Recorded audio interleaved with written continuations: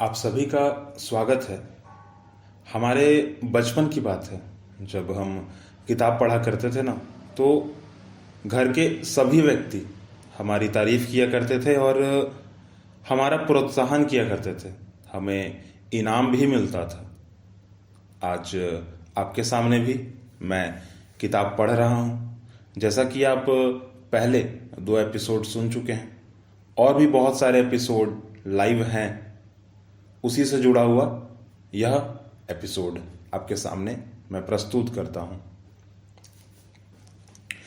महिलारोप्य नामक जिस नगर में अमर शक्ति नाम का राजा राज करता था और जिसमें विष्णु शर्मा अपनी पाठशाला चलाते थे, वह महिलारोप्य नामक नगर से उतना ही दूर था जितना दिल्ली से दूर है। महिलारोप्य नगर में बैठा हुआ महिलारोप्य नगर के राजा के पुत्रों को कहानी सुनाते हुए विष्णु शर्मा कहते हैं कि दक्षिण देश में महिलारोप्य नाम का एक नगर है और राजकुमारों को बताते हैं कि कहानियों का भूगोल हमारे भूगोल से कुछ अलग है। उस महिलारोप्य नगर में एक बनिया रहता था। व्यापार और वैमानी का चोली दामन का साथ है, पर उस बनिए के पिताजी ने ईमानदारी से बहुत सा धन कमा रखा था। उसका नाम वर्धमान था। एक रात वह चारपाई पर लेटा हुआ था। वह सोचने लगा कि संतोष बुरी बला है। आदमी मालामाल हो तो भी उसे और अधिक धन कमाने की जुगत में रहना चाहिए, और कोई जुगत जच जाए तो उसे आजमा कर देखना भी चाहिए। वह सोच रहा था कि दुनिया में ऐसा कुछ भी नहीं है जो पैसे से मुट्ठी में न किया जाए। इसलिए समझदार आदमी को जैसे भी हो अधिक से अधिक धन कमाना चाहिए। पैसा कैसे आता है इस पर सोचना तक नहीं चाहिए। जिसके पास पैसा है उसके पास ही मित्र होते हैं, उसी के रिश्तेदार नातेदार होते हैं, उसी को पुरुषार्थी कहा जाता है, उसे ही विद्वान माना जाता है।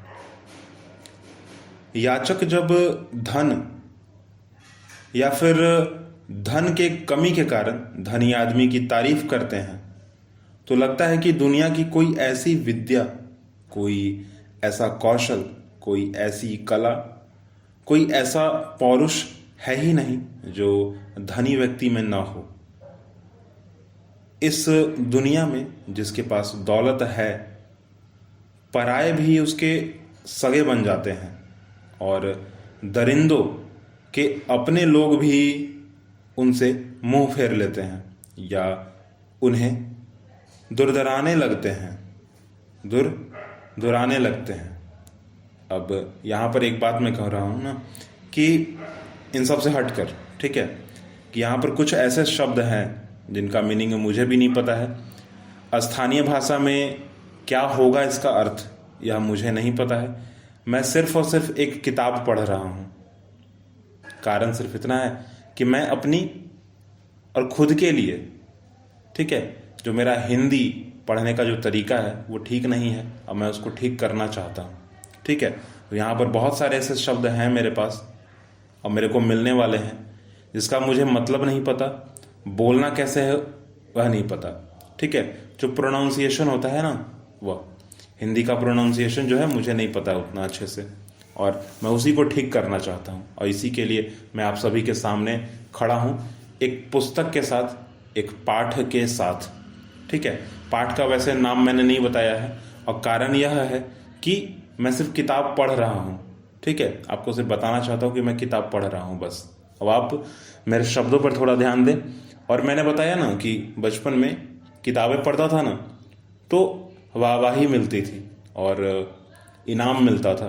तो फिलहाल अगर आप सुन रहे हैं मुझे तो इनाम तो मेरा सिर्फ और सिर्फ आपका साथ है कि आप मुझे सुने, मुझे ठीक करें, थोड़ा ठीक करें।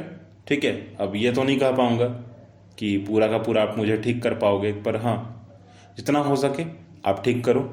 बहुत सारे कमेंट्स भी आए हैं इससे पहले वाले एपिसोड में, और सभी लोगों ने मुझे यह बताया कि भाई आप ठीक कर रहे हो, पर क्या करो कि पेंसिल या कोई हाइलाइटर लेकर रखो, ठीक है, क्योंकि हम आपको ठीक तो कर सकते हैं परंतु सामने तो नहीं है ना। तो सामने क्या है कि आप पेंसिल ले लो और हाइलाइटर ले लो और खुद से थोड़ा ध्यान दो कि कौन सा मैं शब्द जो है दोबारा गलत बोल रहा हूँ, कौन सा शब्द का मेरा प्रोनाउंसिएशन सही है या गलत है। ठीक, गलत है तो उसको हाईलाइट कर दिया जाए और थोड़ा हार्ड है तो उसको अंडरलाइन कर दिया जाए। तो कुछ कमेंट करने वाले लोगों का एडवाइस था जो कि मैं फ़िलहाल फॉलो भी कर रहा हूँ। आप भी मुझे कुछ कुछ एडवाइस करें। देख रहे हो मैं बोलते वक्त भी जो है ना फंबल थोड़ा मेरा हो रहा है, ओवरलैप कर रहा है मेरा शब्द। आते हैं वापस से इस स्टोरी पे, ठीक है। अब ऐसे देखो, इसमें भी दो बातें कही गई हैं कि भाई पैसा अगर आपके पास रहेगा तो आपके पास सब कुछ रहेगा, ठीक है। अब मेरा भी यही चीज़ है यहाँ पर है आपसे कहना कि भाई आप लोग रहोगे तो मैं रहूँगा, वरना आप लोग नहीं रहोगे तो फिर मेरा क्या, आप सुनोगे ही नहीं तो मैं बनाऊँगा फिर क्यों, मैं ऑडियो रिकॉर्ड करूँगा ही क्यों।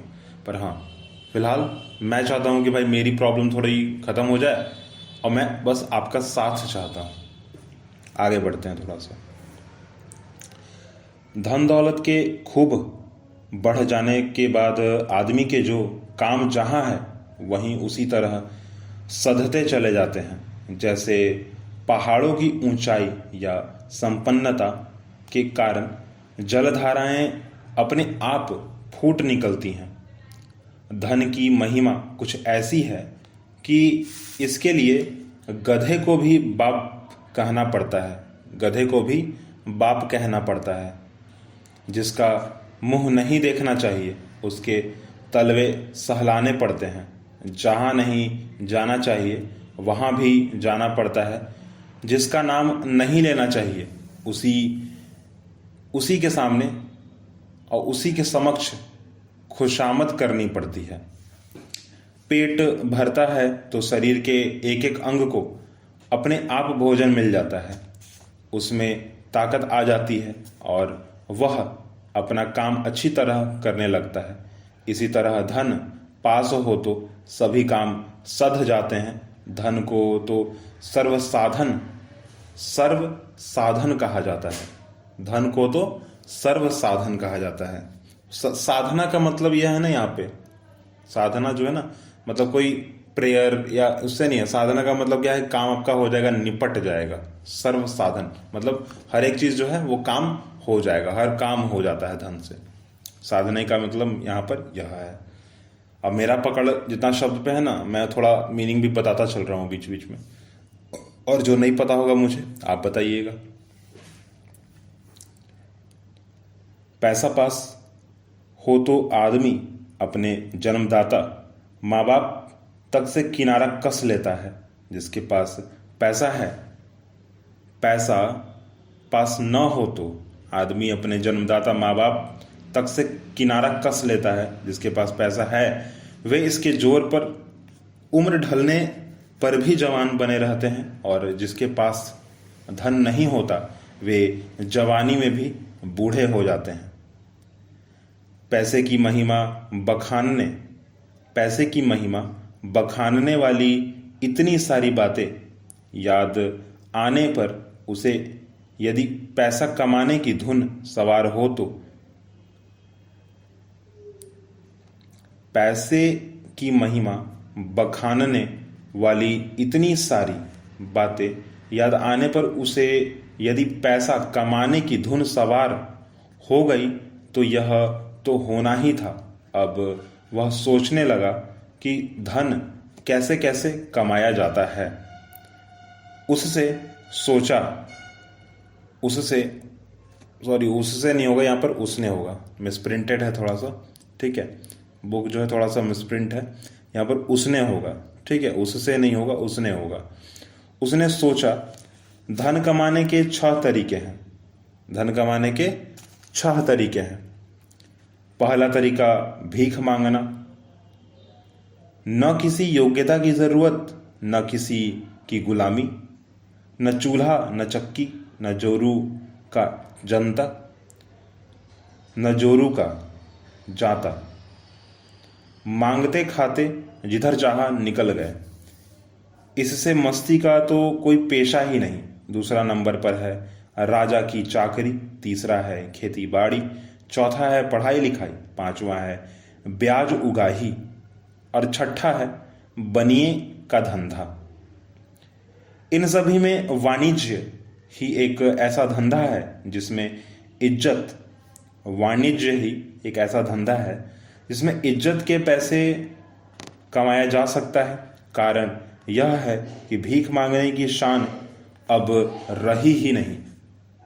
कहाँ तो पहले भीख मांगने वाले का तनिक भी अनादर हुआ, उसकी पुकार सुनते ही कोई हड़बड़ाकर थाली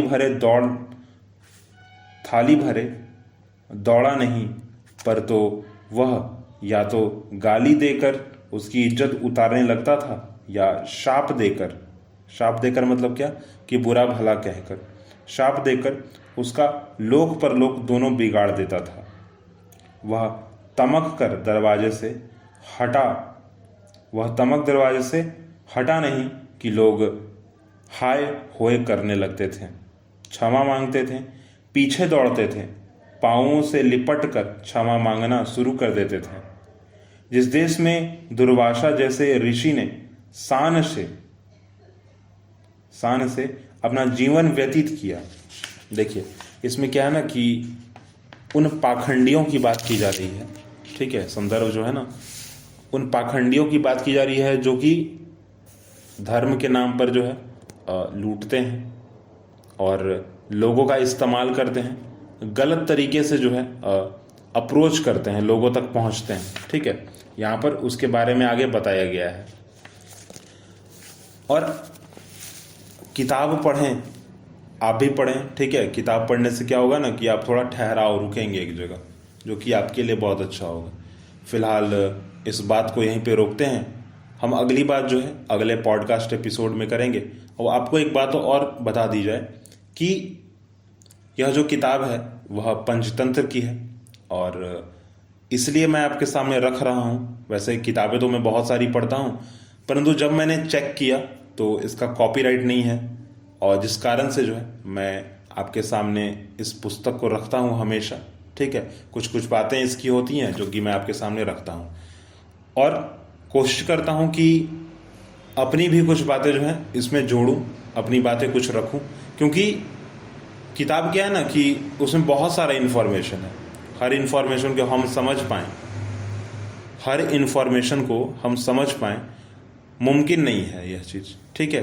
तो क्या है कि एक छोटा सा चीज़ को पकड़ा जाए, उसी पर जो है अपना मत रखा जाए, अपने आप को थोड़ा संभाला जाए। संभालने का मेरा मतलब क्या है कि जो बात लिखी गई है, जो इन्फॉर्मेशन दिया गया है इस बुक में, हाँ, उसको एज इट इज़, जैसा है वैसा ही, उसको तोड़ मरोड़ कर या तोड़ फोड़ कर सोचना या समझना ठीक नहीं है। जैसा लिखा गया है वैसा ही सोचना अच्छा होगा और अच्छा होता है, क्योंकि इससे क्या है ना कि विकार नहीं आता है, दिमाग में कुछ गलत नहीं जाता है, ठीक है। फिलहाल के लिए रोकता हूं मैं अपने आप को यहीं पे, और एक रिक्वेस्ट कि आप फॉलो करेंगे, हमसे जुड़े रहेंगे।